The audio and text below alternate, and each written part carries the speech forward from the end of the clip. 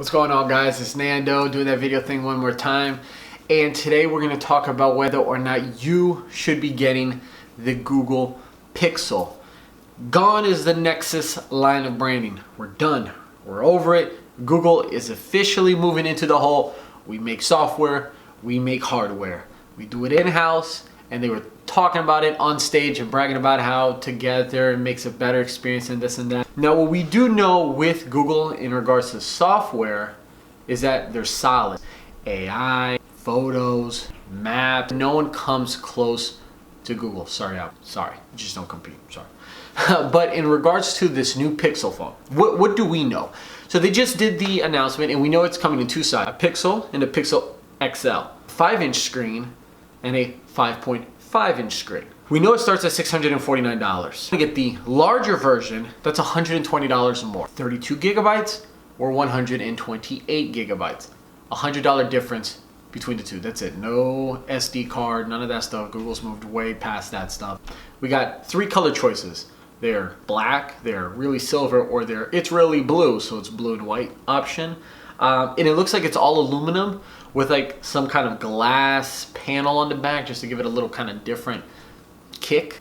But should you get the phone? Well, if you like big phones, right? You're probably gonna wanna go the XL. I know it's got a 450 milliamp hour battery life, and the other one has like 2,700-ish. So you're probably gonna want the bigger phone for better battery life. Now, what sets the Pixel apart from other competitors? For one, they made a huge deal about the camera. Huge deal. I forget what is the name of the company that gave it an 89 rating, the highest rating on a smartphone camera. I think it beat out the iPhone 7, which was like an 86, and the Pixel's an 89. That's one opinion from one reviewer. We gotta wait and see what other people say about the camera. Is it gonna be good? Absolutely. It's gonna be a good camera. I don't think anybody who's gonna use the phone is gonna be like, this is a bad camera. 12 megapixel sensor on the back. I think it's an f2.0 aperture, bigger microns, all that good stuff. It's gonna take good photos. Is it gonna be great photos? Do we have any other software tweaks like Apple's brought into the picture with their portrait mode and the bokeh, effect and stuff like that? We don't know. What we do know, it's gonna be a solid camera, and it's gonna take good pictures. According to these guys, the best pictures on a smartphone. So that's one thing. So should you get the Google Pixel? If you really care about a solid camera, you gotta look into the Pixel because that's something to look into. 2, I think their biggest thing about the phone itself is how they're bringing the Google Assistant into the phone. So we've had Google Home before, we've had all that okay Google stuff, and it works great and it helps, but now we're taking it a step further. Send me text messages, pull up pictures I've taken in October, show me things that are Halloween based, make a reservation for this and for that. So they've taken the OK Google to another level. They've incorporated the Google Home, the press and hold on the home button to like scan the screen, and incorporate it into the Assistant, incorporate it into the new messaging app, Allo and whatever, or Duo, and they seem like they really kick it to another level.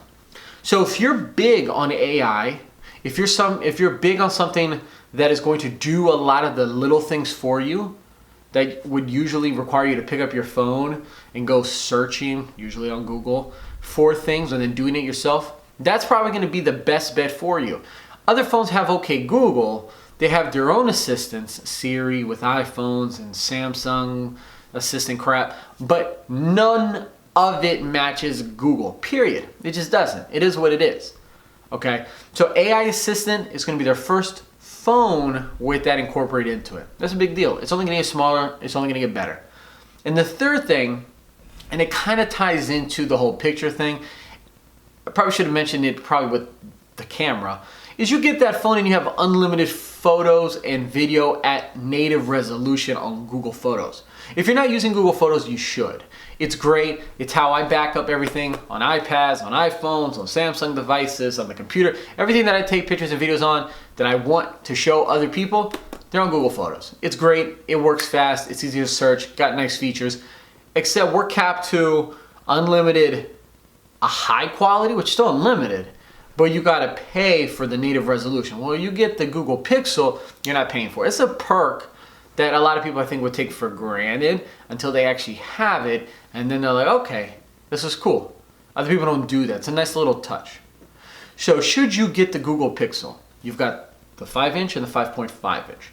What carrier are you on? We know that in America, only Verizon is going to be offering it through the store. Of course, you can buy it unlocked.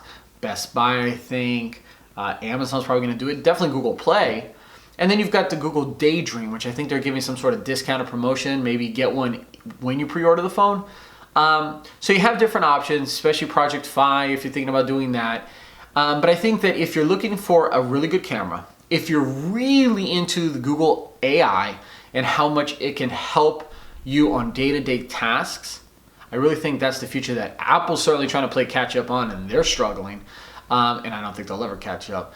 But it's really the future on getting things done, not having to pick up your phone. I mean, the rest of the presentation, they talked about Google Home and their Chromecast and this and that, all voice enabled. That's awesome. So you get a great camera. Apparently it's going to be great. You get awesome AI assistant. You get perks with the phone in terms of storage that kind of help the fact that if you get a 32 gigabyte phone, it's not the end of the world.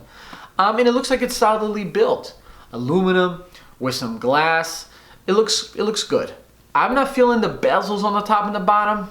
I'm sure people are going to complain about that. And more importantly, I think people are going to complain about the price. I think once Google decided to go, I'm going to make my own phone, or I'm really going to try to compete with the Apples and the Samsungs of the universe, they bumped up their price. You saw it with the 6P, and we're not used to that. The Nexus brand brought us good value for straight up Google software and a decent looking phone, kind of geeky phone that we all like. Now they're going premium, and I think it's going to be hard for them to compete. It's hard to compete. I want one because I want to see what it's all about. I'm a techie. I love technology, and that's why we do these videos and we interact back and forth. But what are you thinking? Are you going to get the phone? What's keeping you from getting the phone? Why are you going to get the phone?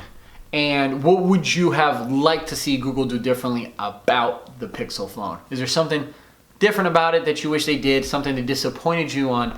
You let me know, guys. I would appreciate the conversation. Let's get the ball moving, and we'll talk in the next video, guys. Peace.